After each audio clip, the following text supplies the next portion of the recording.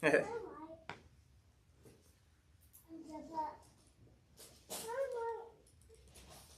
before we get into Proverbs, is there any questions on the content this morning in Romans 3?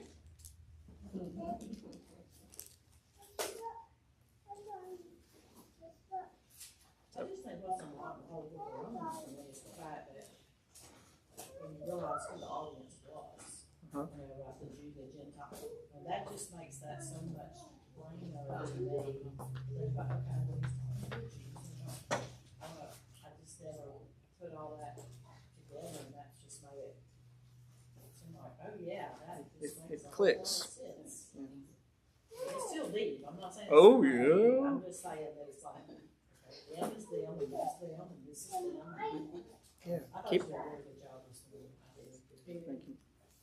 That's really good. The Lord is merciful, because when we went out of town, my Bible was in the wrong car, so I had to use Megan's, and so we muddled through. All right. Well, good deal. Proverbs chapter 16. Unlike most of the chapters that we've been looking at, probably since going back to like chapter 8, was probably the last one where we had a theme that went beyond just the couplets. And when you're reading couplets, it's generally here's a statement, and generally it's a positive or negative, and then there's the opposite, positive or negative, right? And you understand what's going on from just that single statement. And they tend to be just unconnected to the other Proverbs. Chapter 16 is different. We have to have the whole chapter to understand the first one. Because when I started reading over this, I'm like, okay, Proverbs 16:1. What does this mean? And I've read quite a few different commentaries and seeing what other people think, and was disappointed in their answers because it just felt like a guess. Anyway, so I was sitting there reading this afternoon, because Elliot and I talked about it last night, and as I started reading farther down, I was like, oh, this is not a couplet. This is a theme chapter that goes all the way to the end. And so we'll see if we can't unpack some of that this evening. It's a lot of content, but so we'll get going with 16:1. The preparations of the heart in man, and the answer of the tongue is from the Lord. By itself, I don't have enough information to tell you what that means. There's several different ways people can spin it.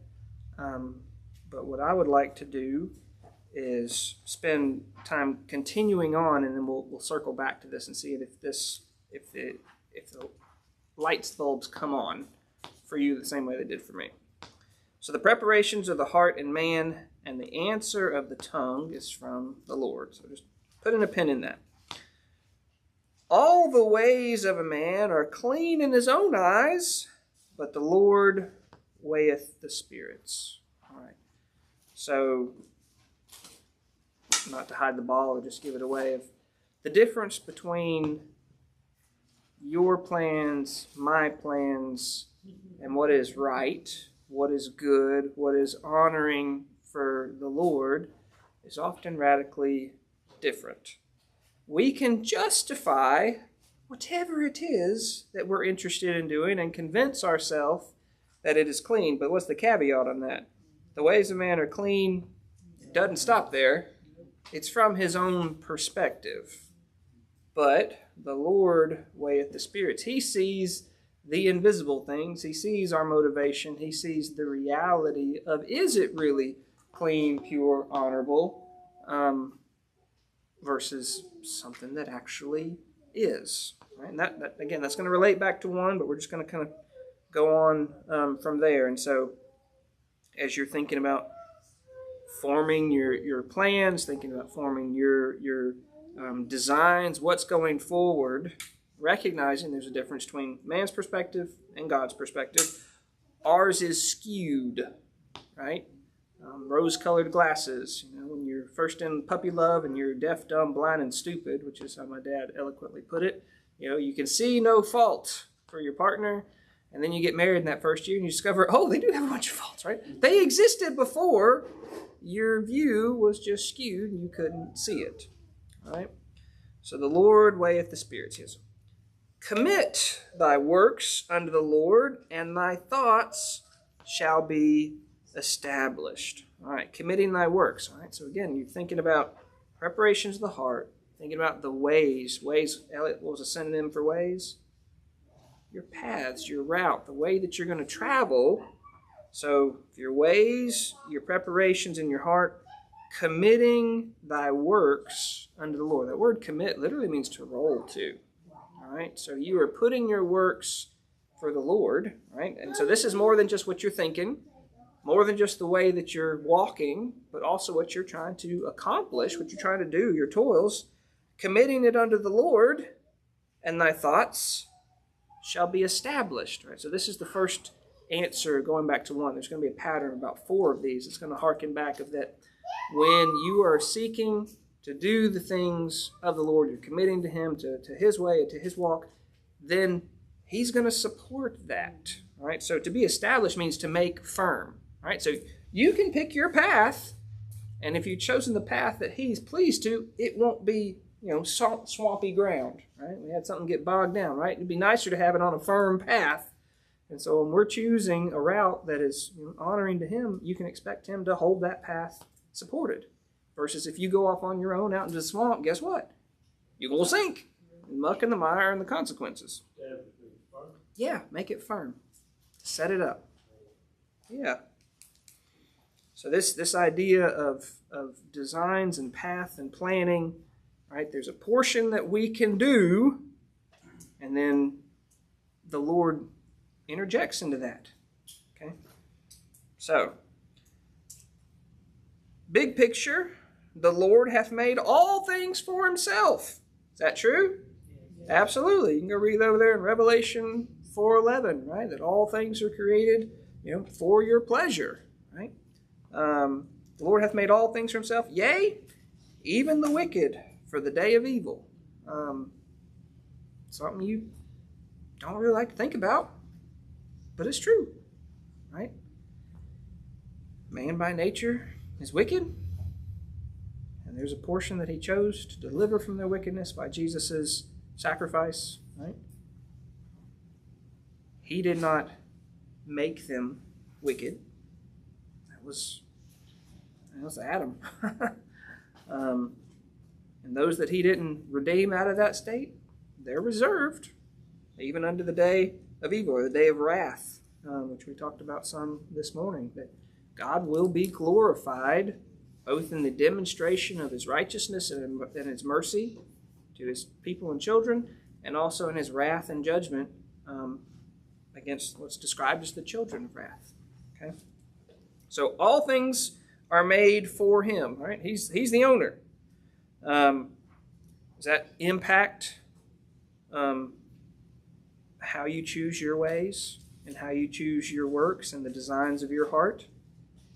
Does that truth impact that? It should, right? It should recognize that He's the overarching owner. Who do you belong to? Right. And so that should affect how I govern myself, what I do, where I go, how I even design things for my future and in my heart. The Lord hath made all things for Himself, yea, even the wicked for the day of evil.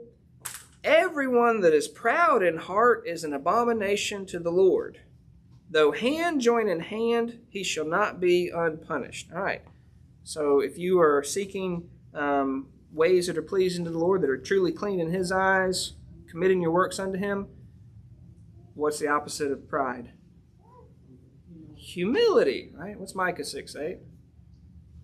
What hath the Lord required of thee but to do justly, love mercy, and to walk humbly with thy God or thy Lord, right? Walking with Him. Where's He going to be walking? The path of righteousness and the good ways, right? You full of pride and arrogancy? No. You're recognizing he's on top and I'm not. And so when we've got preparations in our hearts and designing our ways and our works, if pride is the root of it, and let's be honest, how often is pride a large facet of our designs? Recognizing that that is an abomination. Abomination is something disgusting. All right? You know, that walking by that open tomb and the smell and the odors, that's good visceral,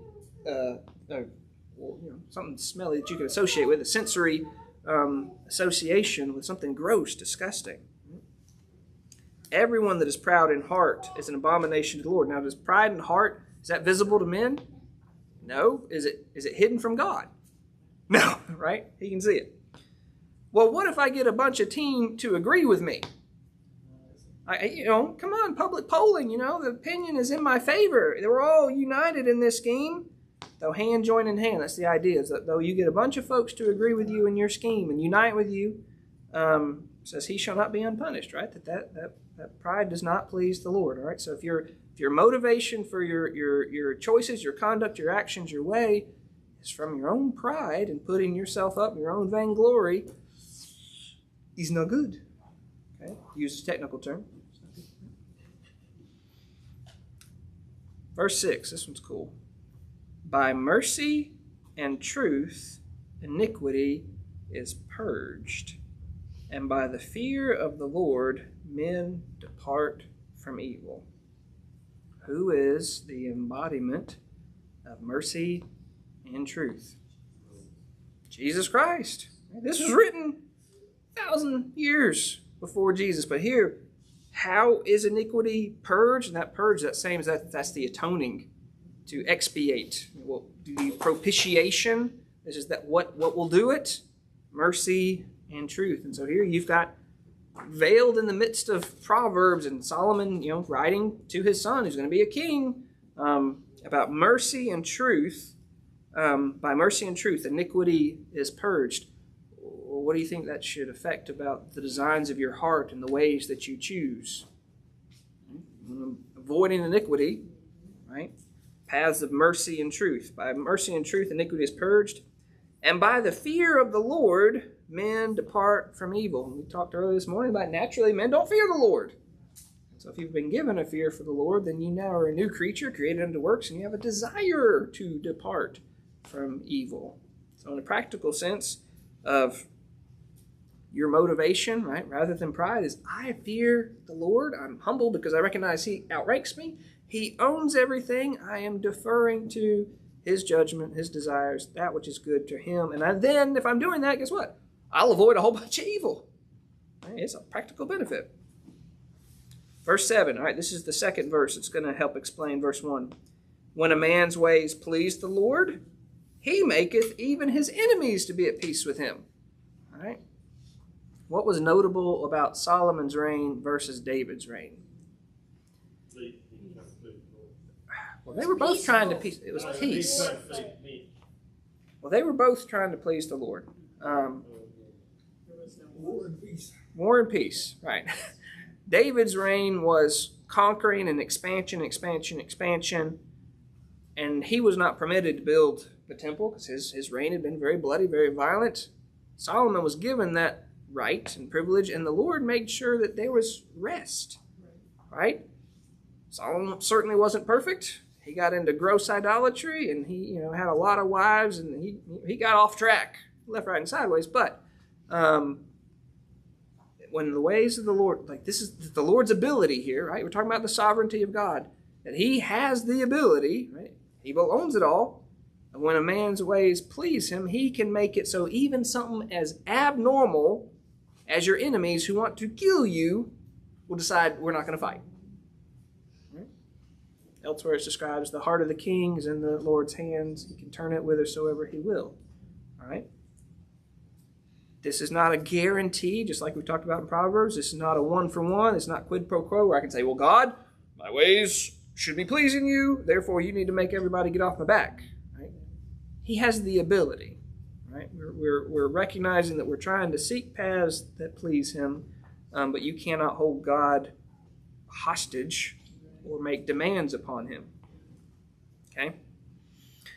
Better is a little with righteousness than great revenues without right. Okay? Well, how does all this fall into play? Well, what do our plans tend to focus on? Money, money, money. Right? And so this is framing that if you're seeking the Lord and you want works, you're committing your works unto him, this is letting you know the perspective. It's better to have less stuff and yet have righteousness in your life and being upright and honorable than to have all the wealth and stuff and no righteousness or honor. You're going about it, the filthy lucre, what was the thing we watched in Gomer? Ill-gotten gains. Ill-gotten gains. That just tickled me. We were watching Gomer Pyle, USMC. Ill-gotten gains, right? It's not good. And so, is that how the world would teach it? Right? The business school world says, it's just good business. You made a buck, doesn't matter, right? Lying, cheating, stealing. But that's not our frame, right? That's not what we're trying to learn or accomplish, and it's certainly not something that pleases the Lord. Verse 9, all right? This is the third, I think, verse that relates back to 1. A man's heart deviseth his way, but the Lord directeth his steps. All right? So you can design your plans within your heart, right? There's a piece where you're trying to figure it out or whatever, but then there's the way that the Lord is leading, sometimes redirecting, sometimes not allowing, right? The Lord is merciful, and sometimes he stops us in our own stupidity, and sometimes in his parental chastisement, sometimes he allows us to get exactly what we're seeking and then bear the consequence of it. Okay? Lord directeth his steps. All right? A divine sentence is in the lips of the king. All right? So, man, who is Solomon writing this book for? Who's been repeatedly the referenced individual? Not David. David's dead. Solomon's son. Rehoboam will be the one that follows up. But, oh, my son. He's my son. Listen, and Solomon's son, at least one of them, is going to be the king. So this is part of a training manual of how do kings act. You say, well, I'm not a king. Well, what does Revelation say about what? Yeah, the Lord has made us kings and priests. All right, so we should care very much about how a king should act. A divine sentence is the lips of the king. His mouth transgresseth not in judgment. All right. Part of the role of a king, particularly in that time, is as an adjudicator, as a judge. He would hear matters, and so he had to give righteous judgment. His mouth transgresseth not. So you want to learn how to be a good, godly king? You're committing your works unto the king. He says, well, it comes down to part of that is given a just sentence, right? As opposed to, as we've seen earlier, about someone who's causing problems to his own house by taking bribes, by respecting the person. So you say, all right, well, who's the more important individual in this matter? I'll side for them, right? That's never happened before in any Senate, right? That's why there's so many references to looking after the poor and the widows and the needy, because they're the ones who are more likely to be, by man's standard, squished, right? Removing the ancient landmarks. Why are we talking about readjusting, the plots of somebody's field? Right, those corner markers, because when you've got someone powerful coming against somebody weak, and you go before a judge, who are they more likely to side with? And so here, the mark of that king is that you are being honest, divine, uttering righteously in your sentences.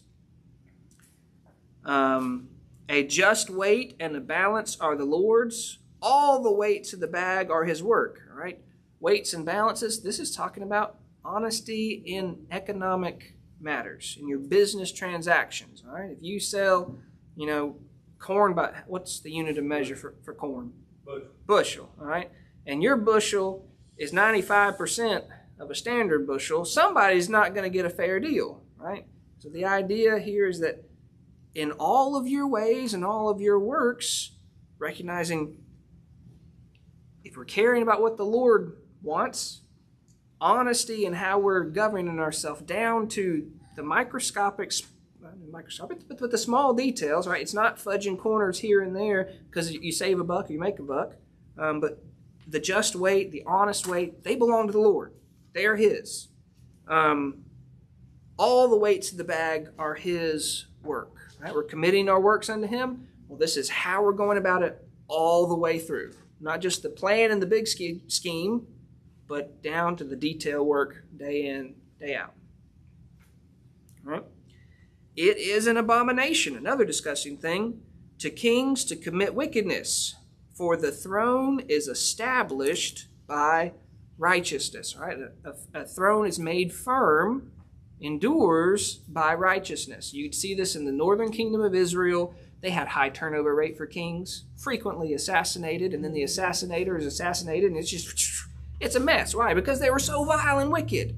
Right? They were doing unto, whereas the Lord was continuing to preserve the righteous ones and tended to be the wicked kings. They would have an untimely demise. But the righteousness there is the key. All right? The throne is established by righteousness. It's an abomination for kings to commit wickedness. All right, jump forward to the New Testament, and Jesus, He has a name that's above every name. He's got a throne that's above every throne. It's a throne that endures for forever. What is it established by? Righteousness. His righteousness is perfect. So you've got the perfect establishment. It never stops. And oh yeah, the gospel reveals what? God's righteousness. All right. So the throne is established by righteousness. So Solomon speaking to your son here, Rehoboam, right? How you handle business in the kingdom, how you treat people, not doing wickedness. If you want to endure, you are going to endure by honesty and righteousness. Righteous lips are a delight of kings, and they love him that speaketh right. Now, I'm not sure if this is the king's lips that are righteous or if this is the people that he is around that are speaking righteously. Because Solomon's son would get in trouble because he would choose two different groups of advisors on how to handle a problem.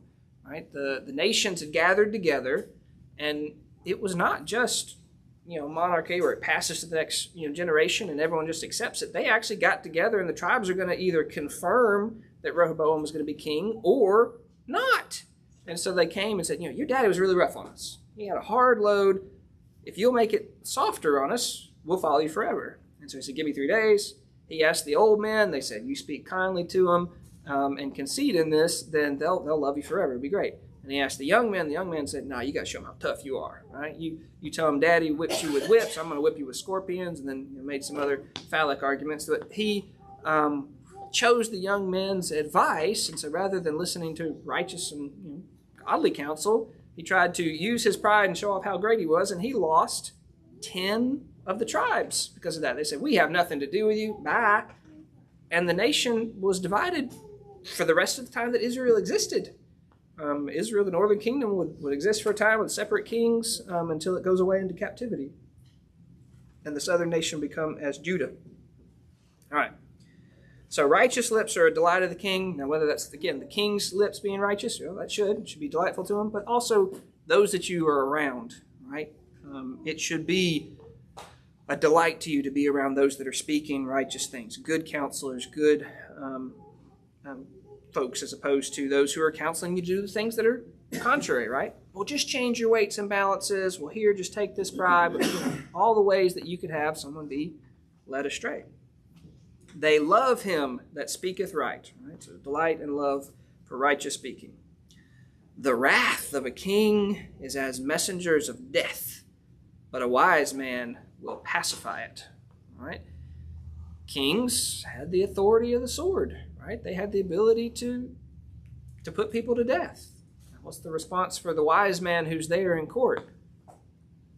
Seeking to pacify it, calm him down, instead as opposed to the foolish man who stirs up strife of just goading it on, right? Being a peacemaker. Right? In the light of the king's countenance is life, and his favor is as a cloud of the latter rain. Right? There's two different sides to interacting with the king. If he's full of wrath, that could lead to your death. But when you have his face and he's looking upon you with favor, that's light. It's beneficial. It's good. It's as wonderful as the clouds of rain that are dropping at the right time of the harvest when you need the rain. Right? It's a good thing. Okay. So the meaning of latter is good. The latter rain, as in later in the season. That's what. Yeah, latter is later. Yep. Okay. So, I mean, if you're writing this to someone who's going to be a king, recognizing that you have the ability to dramatically impact people by your attitude and by how you are governing yourself. If you're wrapped up in your emotions and anger, that you're lashing out may cause somebody to die. It's high stakes. Versus the benefit of how wonderful you can make other people's lives when you're in a more cheerful disposition. All right. How much better is it to get wisdom than gold, and to get understanding rather to be chosen than silver? All right. This is something that's been said probably 7 or 8 times in Proverbs already. But again, the whole theme of this is, all right, you're thinking about how you're designing your life. How are you governing it? If the pursuit of wealth is number one, then, wisdom and understanding, that can come later on. But again, you're committing all your works to the Lord, seeking His ways. Well, then seeking wisdom and understanding has a much higher priority, a much higher value in God's economy rather than in man's. So it's a repetition of that, but it's all designed in this of how are you structuring your life and your plans. Verse 17, the highway of the upright is to depart from evil. All right, so the highway, we do use that word, highway. Back in the day, a king would maintain a certain road. And remember in the Patriot, this is the king's highway, right? The king paid for that road to be maintained. It was not down in the squishy parts of the land. Someone would come and dig it up, clear the rocks off, make it so it was the best road around, right? And so the best road around for the upright is actually to depart from evil. He that keepeth his way preserveth his soul. All right, this soul is your life. All right, you can avoid heartache, pain, and sudden death because you're maintaining that highway of avoiding evil. Right, often choosing dumb decisions result in harsh consequences. Right? You experience it. And so engaging in wicked and evil practices has consequences that may result in an early termination of your life. You choose to go drink and drive, and you do that frequently. Guess what? The odds of you dying are way higher than if you don't. All right? Verse 18, pride goeth before destruction. All right, you're thinking about paths and ways. All right, well, you've got pride rocking along. Guess what's going to come along behind after it?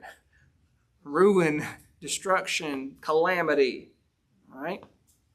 Oh yeah, was pride? It was an abomination. It will not go unpunished. Right? Pride is lifting yourself up higher than God. Is that ever going to be favorable in His opinion? No. Pride goeth before destruction, and a haughty spirit before a fall. All right, so the combination expression that we all say is pride goeth before a fall. Well, it's blending those two together. And again, this is you're designing your life. If you're full of ego and pride and haughty spirit, what should you expect? At some point, the Lord will humble you. Better it is to be of a humble spirit with the lowly than to divide the spoil with the proud. Now, I could link in with these guys, and we could make all these buku bucks, and we'll just be rolling in it. And again, in God's economy, and what is really valuable, it's better to have just a little, and yet have that humble attitude, and to be around others that have that humble attitude. Better is to be of a humble spirit with the lowly than to divide the spoil, right? Because when you're dividing spoil, that means you're counting out the booty, you're counting out the stuff, those ill-gotten gains. Better to err on the side of humility. All right? He that handleth a matter wisely shall find good, and whosoever trusteth in the Lord, happy is he. All right? So using your wisdom, discretion, and prudence when you are faced with the matter, that's good. You'll find good, right? As opposed to half-hearted, impulsive, knee-jerking reactions. Often we cause greater problems than the original problem. And whosoever trusteth in the Lord, happy is he. Well, this is just fact. Fact that we forget. But to be, content to trust in the Lord, that's again, we're talking about devising our plans, schemes, our ways, committing our works unto Him. Big part of that is remembering that we are trusting the one to whom it all belongs. Okay? The wise in heart shall be called prudent. This is good, right? The wise in heart, they'll be called prudent. That means somebody's recognizing that their wisdom is showing up in their actions and their words. Prudent is circumspect, one who is responding appropriately and making things better in the situations that they're in. And sweetness of the lips increaseth learning. All right.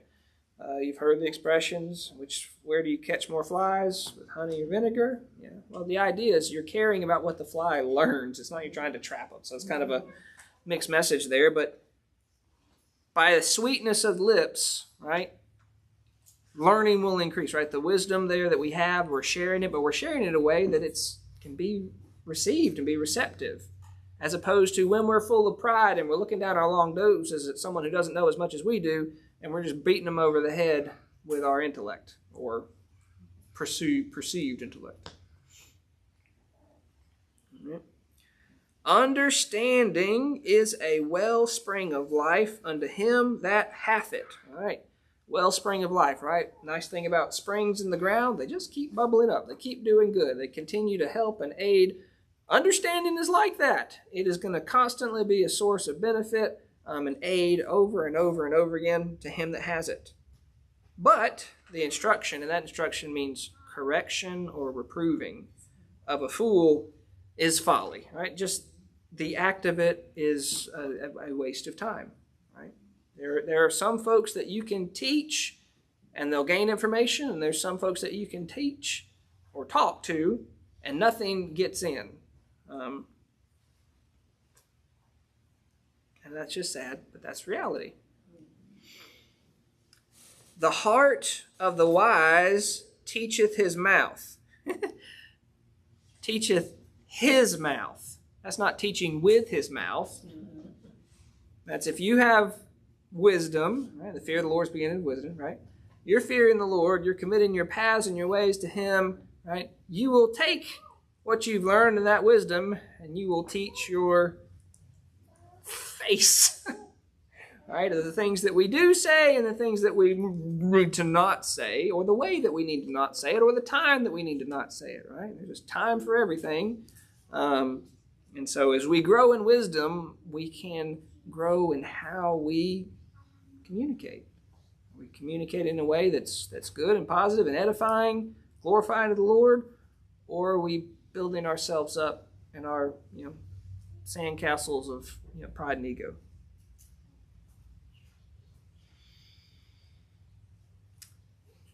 The heart of the wise teacheth his mouth, and addeth learning to his lips. A repetition of that same concept.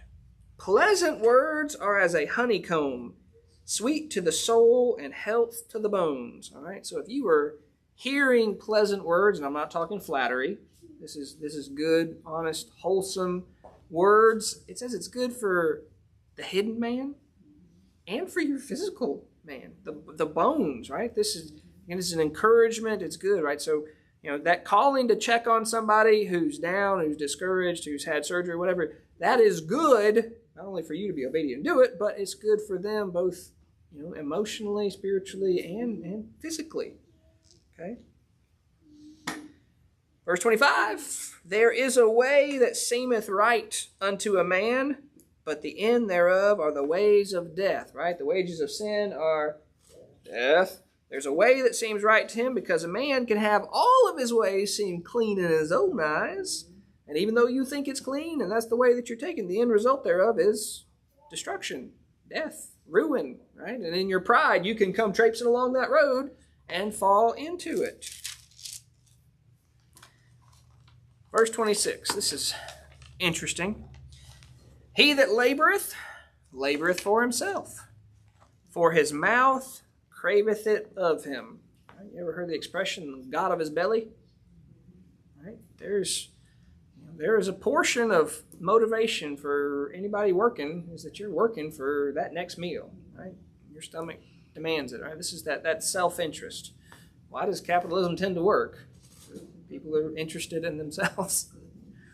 Right? He that laboreth for himself. That's an added. Just recognize that, O king. Recognize that people are interested in themselves. That they have a self-interest.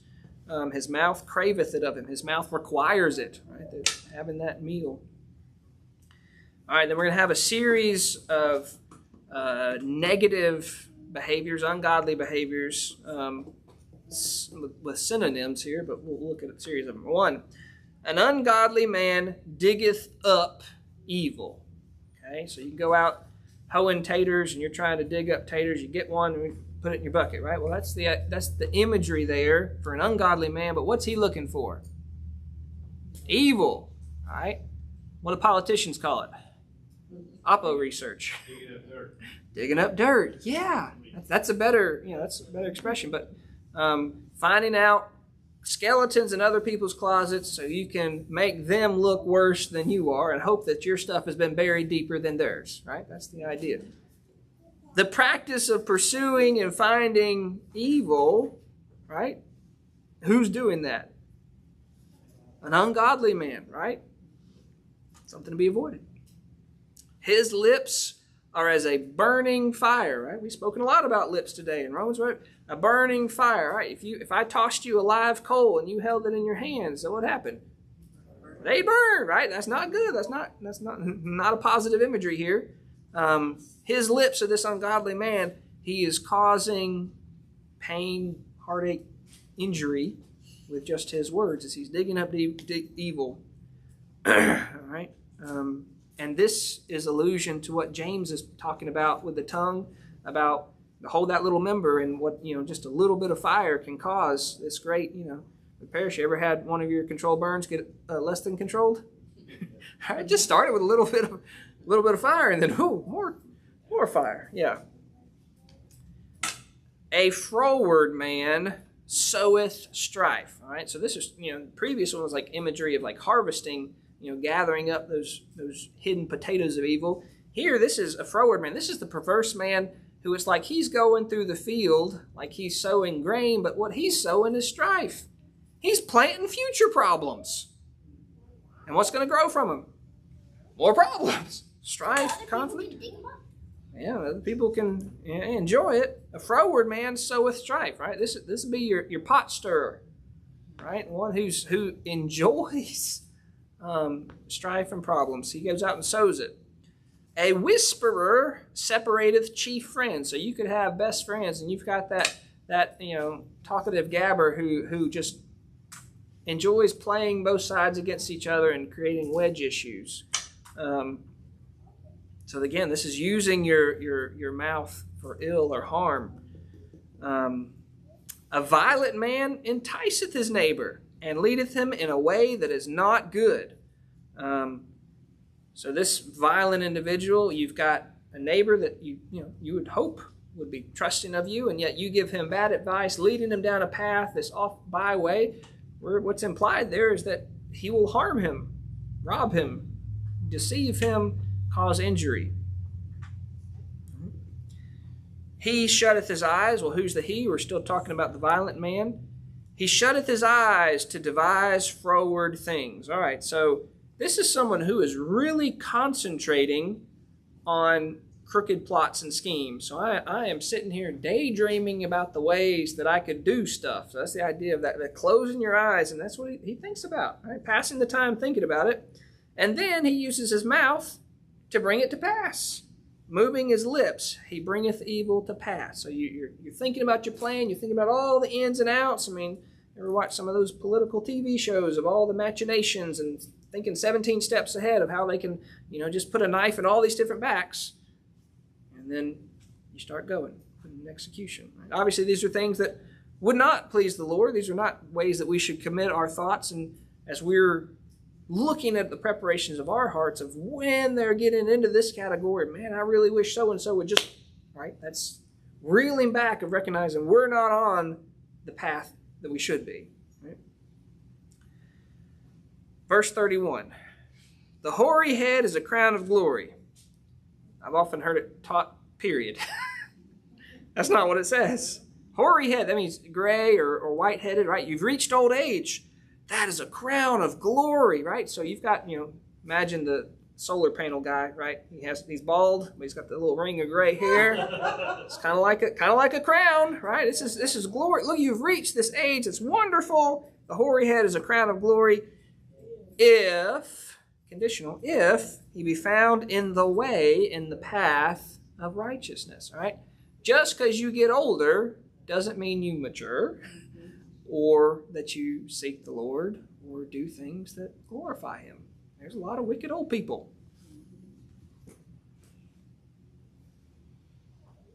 Finally, he that is slow to anger is better than the mighty, right? In the world's economy, would you rather be the strong man on the totem pole or the one who has self-control over your emotions? The world says, hey, I'd rather have the strength. I want to be the strong man. I want to have power. But God says it's better to be slow to anger. Should we make excuses when we say, well, I just have a bad temper? No, right? It is better to be slow to anger than the mighty. Right? In God's eyes, this is far more valuable. Is man's strength impressive at all to God? All the inhabitants of the earth are reputed as nothing. He that is slow to anger is better than the mighty. He that ruleth his spirit than he that taketh a city. So the same idea there is better.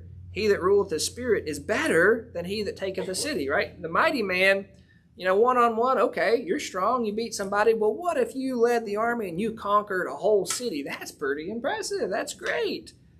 And yet God views that one who can rule your own spirit, control your own emotions, your actions, your tongue, right? That is better, more valuable than one who has conquered a city. Finally, last verse, and this relates back to the first verse. The lot is cast into the lap, but the whole disposing thereof is of the Lord. All right, casting lots. This is somehow where there's an element of chance that plays into it. So did the tribes of Israel get to go in and pick the land that they wanted within Canaan? No, they had to cast lots for it. And so the lot fell on so-and-so, and the lot fell on so-and-so. Well, apparently one way to do that is you have something where it goes into somebody's lap. You cast it in the lap. So you can toss that, but as far as who decided which chunk of tribes was going to be where in Canaan? The Lord did. He was actively involved in that. The whole disposing thereof is of the Lord. Does that mean every time you roll a dice, you say, well, the Lord said? I would not go that far. That is tempting the Lord. But this goes back to the overarching theme from verse 1, 7, 3, 9, and 33. You can make your plans. You can make your designs. You can seek Him. And He still has the ability and the right to interject as He sees fit.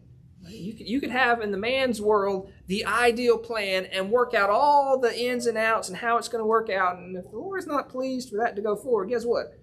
It can go up like a house of matches. And by the same token, you can be doing something that He does want and is pleasing and is putting Him first. And the whole world can be completely contrary against it, and they won't be able to stop it. This is not an excuse to say, well, the Lord wants me to make more money, so I need to be doing this. I'm just stepping out on faith, right? And the Lord's going to provide the way, right? We've got to look at it in substance of our ways can be deceived.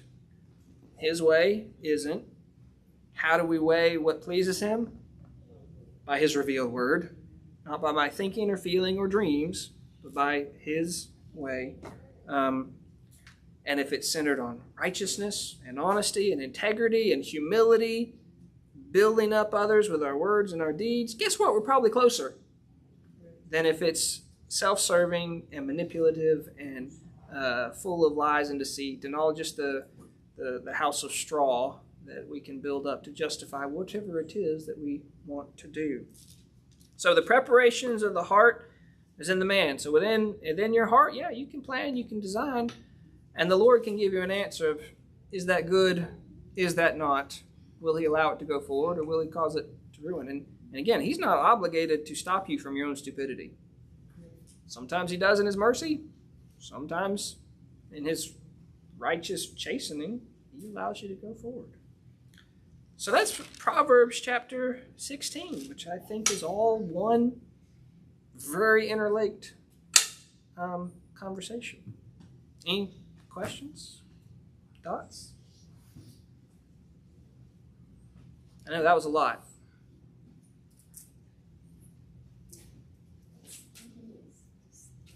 It was putting you to sleep. I'm so sorry, David.